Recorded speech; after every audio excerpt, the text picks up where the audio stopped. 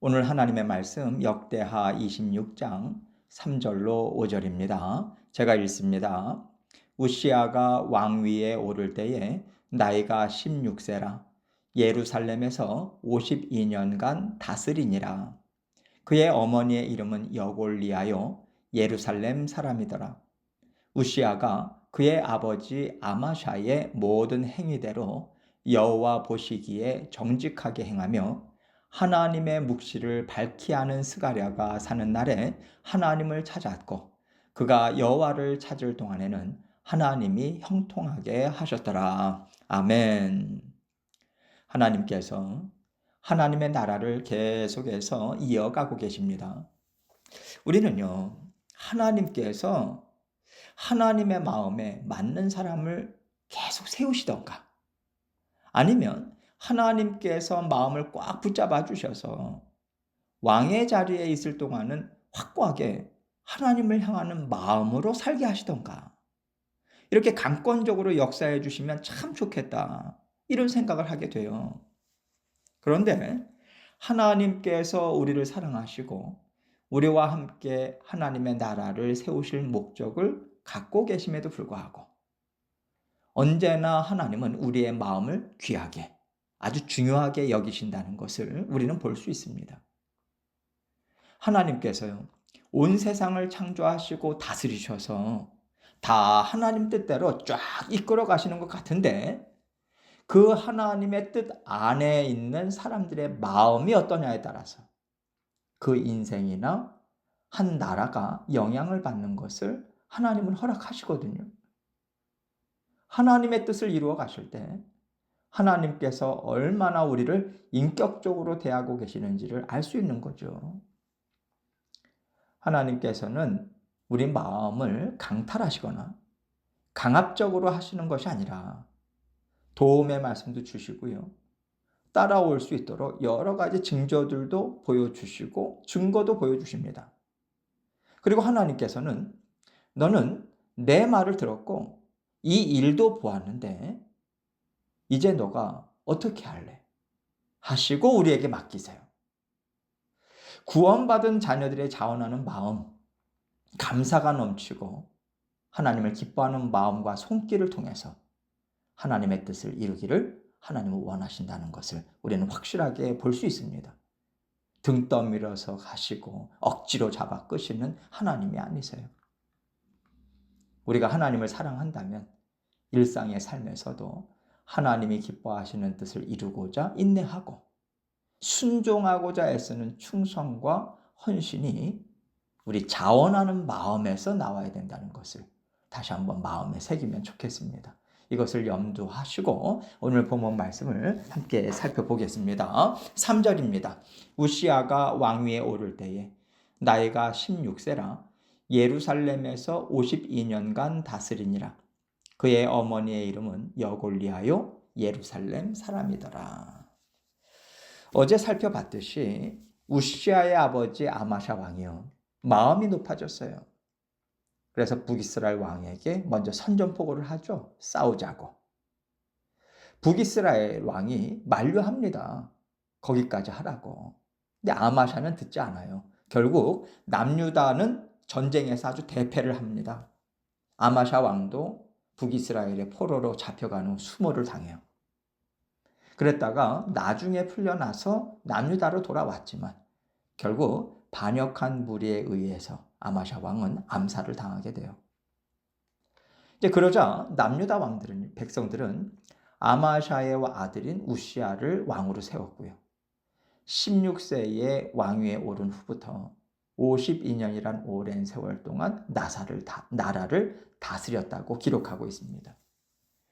그리고 그 이어서 그의 어머니의 이름은 여골리아요 예루살렘 사람이라 이렇게 소개하는데 여골리아란 이름은요 여호와께서 지배하신다. 여호와께서 강하게 만드신다. 이런 뜻이에요.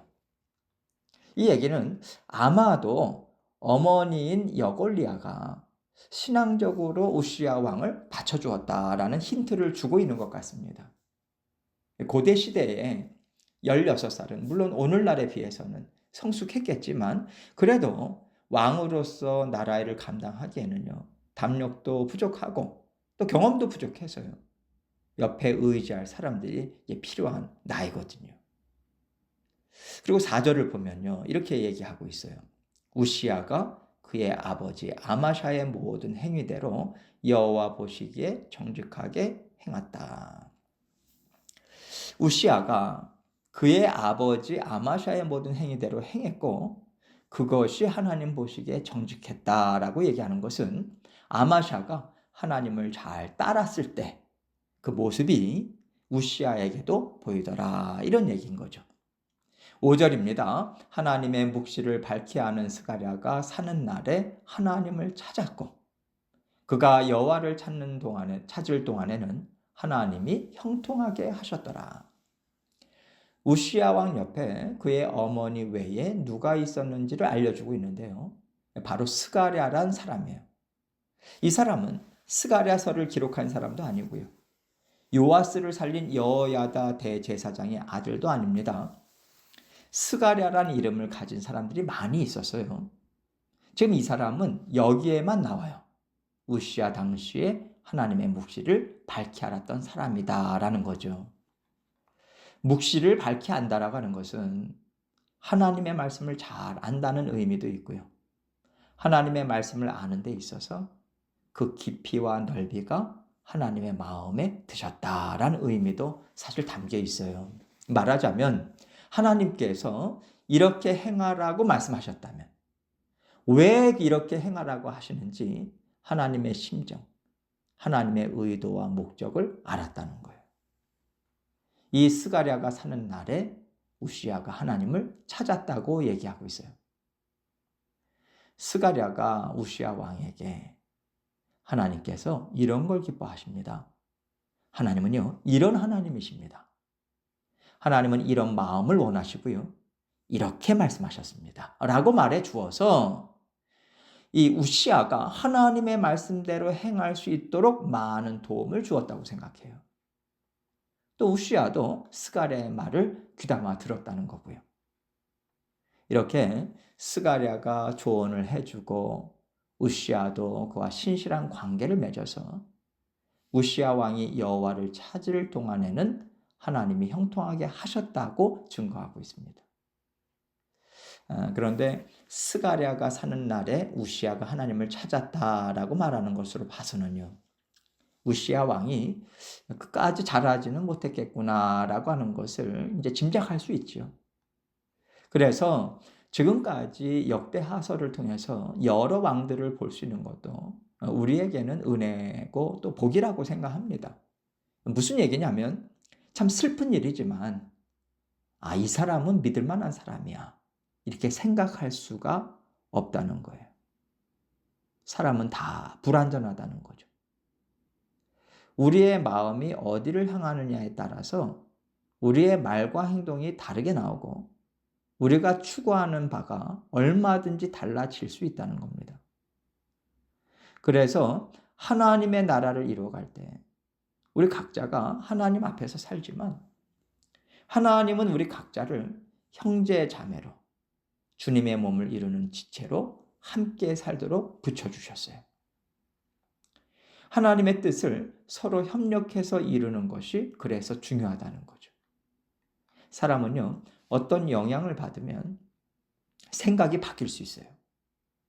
그렇기 때문에 하나님의 뜻을 함께 이루어가는 믿음의 공동체가 하나님을 향하는 방향을 놓치지 않기 위해서는 서로 영으로 깨어서요, 조언도 해주고 서로 붙잡아주고 하나님이 주시는 은혜와 지혜를 서로 나누면서 함께 엮어져 가는 것이 중요한 겁니다. 오늘 말씀을 통해서 저는요, 어떤 한 사람이 주도적으로 일을 할 수도 없고 한 사람이 주도적으로 하는 것이 하나님께서 기뻐하시는 뜻은 아니다. 이것이 좀 더 마음에 와닿는 것 같아요. 그래서 나와 함께 있는 사람들이 하나님을 찾고 하나님의 심정을 알아서 하나님의 뜻대로 살고자 애쓴다면 이것처럼 좋은 게 없는 거고요. 내 옆에 하나님을 찾고 구하는 마음을 가진 사람들이 함께 있어서 언제라도 의논할 수 있고 함께 기도하고 생각을 나눌 수 있다면 이것이 바로 하나님이 주신 복인 겁니다. 하나님께서 우리에게 교회를 주신 데는 더 특별한 이유가 있는 것 같아요. 머리는 하나지만 지체는 다양하잖아요. 다양한 지체들이 서로 다른 것을 어떻게 조율하면서 살겠어요? 팔과 다리, 눈, 코, 입, 귀 이런 것들이 동시에 자기 역할을 하면서 조화를 이룬다라고 하는 게 놀라운 거 아닙니까? 하나님께서 교회를요, 주님께서 머리 되시고 몸에 붙어있는 다양한 지체들로 사람의 몸에 비유하셨다라고 하는 것이 정말 중요한 겁니다. 서로 다른 지체들이 서로 협력하면서 동시에 움직이면서 일을 이룰 수 있게 하실 만한 지혜와 능력이 있는 분이 바로 주님이시고 주님의 말씀이라는 것을 보여주는 거죠.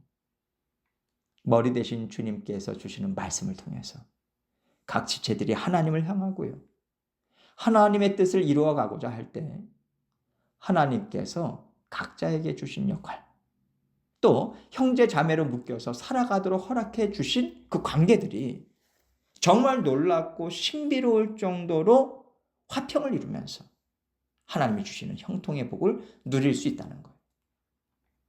주님의 몸에 붙어서 머리부터 발끝까지 다 조화롭게 움직인다라고 하는 게 우리 스스로는 할 수가 없는 일이잖아요. 그러면 결국 하나님께서 교회에게 주시는 형통함이 무엇인지 우리가 알 수 있지 않겠습니까? 바로 교회가 누리는 화평이고요. 협력이에요. 교회가 돈이 많고요. 사람이 많다는 게 다가 아닙니다. 하나님이 물질 많이 주셨어. 일꾼들 많이 주셨어. 사람들도 많아. 건물도 커. 이것도 할 수 있고 저것도 할 수 있어 라고 하는데 그러면 지체들이 서로 조화롭게 어우러지고 하나님이 원하시는 대로 아름답게 서로 부딪히지 않으면서 일을 이루어 갈 수 있어요. 이런 게 없다면요. 주님의 몸이 휘청거리고요. 정신이 없는 겁니다. 엉망진창으로 몸이 움직이고 이리저리 굴러다닐 수 있다는 얘기예요. 그래서 하나님이 교회에게 주시는 형통함을 우리는 정말 소중하게 여겨야 되고요. 선교를 가든 전도를 하든 이웃을 도와주든 서로 간에 조화가 있어야 되고 서로 간에 화평과 협력이 있어야 됩니다. 서로 화평하고 서로 협력하고 서로 존중하는 것이 하나님 나라에서 있을 때 머리 대신 주님의 말씀에 제대로 순종하는 것이지 이것이 없다면요. 아름다운 주님의 몸이 아닐 거예요. 그때는 멈춰야죠. 하나님께서 교회를 주님의 몸에 비유하셨다라고 하는 것을 우리는 잘 생각해서 서로 협력해야 돼요. 존중해야 됩니다. 화평이 있어야 돼요. 얼마나 조화롭게 이루어지는가를 통해서 우리는 살아계신 하나님, 좋으신 하나님을 아름답게 드러낼 수 있는 것이고 이렇게 감당할 때 하나님께서 기뻐하시는 열매를 우리는 마음껏 맛볼 수 있어요. 이것을 항상 기억하셔서 하나님의 말씀을 소중하게 여기시고요. 힘차게 쫓아가셔서 늘 형통의 복을 누리시는 저와 여러분 되시기를 주님의 이름으로 축원합니다.